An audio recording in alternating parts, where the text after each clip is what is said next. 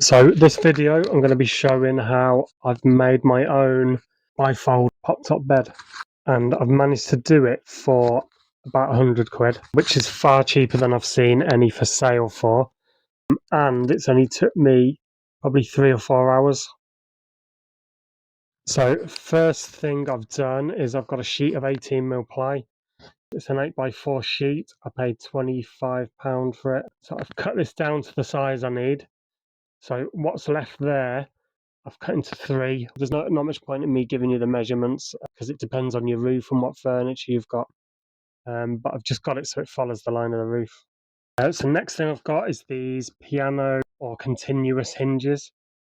I've had these for ages. I've got 10 of them, quite cheap. But I have checked, you get them for about £7.50 each. You could use normal hinges. Just doing it this way, it adds strength to the pop-top bed. Next thing is the struts. These are going to be the front struts. So I've got 2 of these. I actually got these for £1.50 from an Amazon return shop. They are Fiesta tailgate struts. 2 for the back. I've got these were 20 quid. They're 300 Newton meters and they're 450mm long. They're probably a bit strong. Could have done with having 250 Newtons instead. Then I've got 4 of these. These are the ball joints, so the 10mm ball joints, and that is going to be the connector. They're going to screw into the bed boards. Where the struts meet the van, I'm going to use riv nuts. So these are M8 riv nuts. I have to drill the hole and then use the riv nut gun. So next I've got this aluminium corner profile. This isn't necessary, you don't have to have this. I've got this left over. I actually miscut it, it's for the furniture. I put a big cut in there, so I couldn't use that piece. I thought it'd be a nice way to finish the front of the pop-top bed. So with the scratch, I'm perhaps going to carpet this. Not entirely sure yet. So definitely you don't have to have it, but it will add strength, and I think it will look good. So the issue with this is it's designed for 15mm board.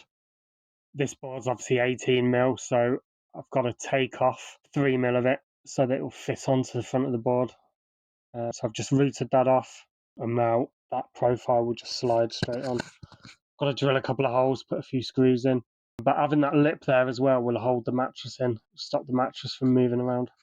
So before I carpet these bedboards, I want to get everything in position and check everything fits right and get all the struts into position.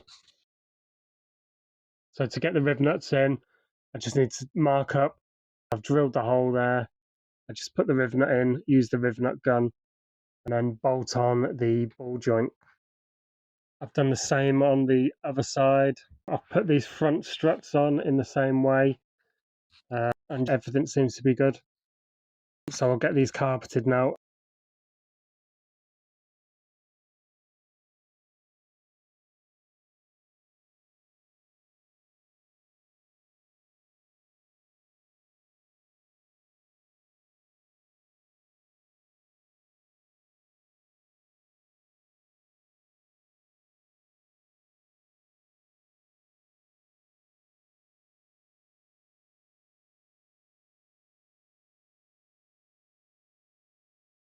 So I've cut these hinges down to size, and I'm just going to screw them in now.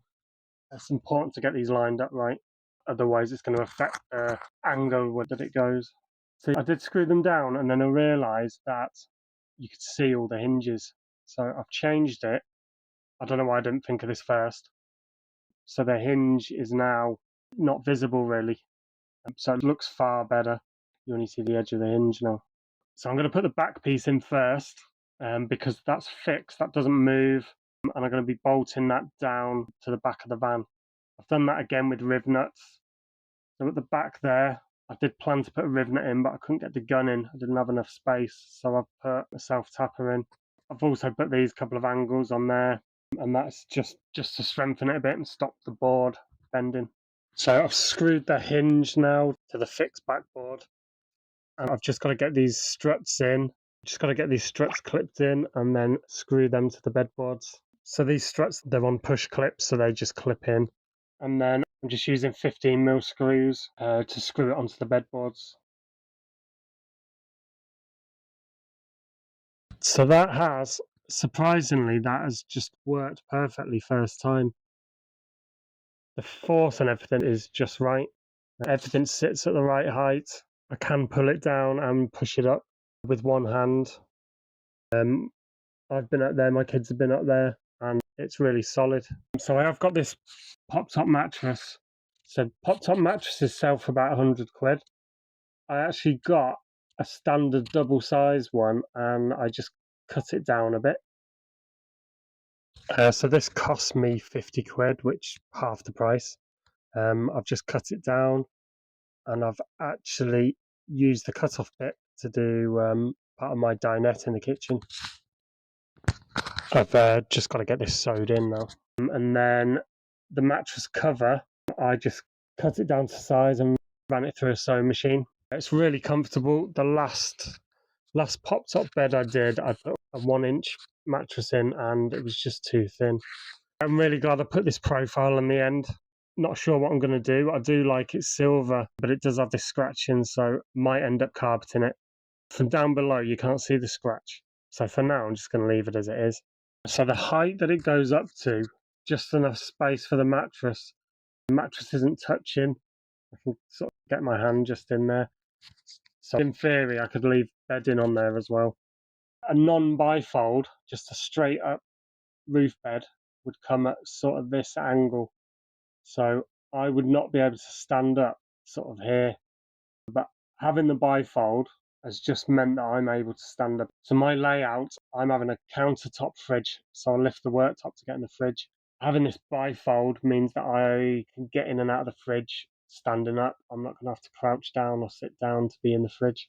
So that's the main reason really why I wanted the bifold. I'm really glad I've gone for it. Not much extra work. And the only extra things you needed are the hinges and an extra pair of struts. So hopefully this has been useful for someone. Now I've got this bed in, I can get on with the furniture. So look out for the next few videos where I'll be finishing this camper van off.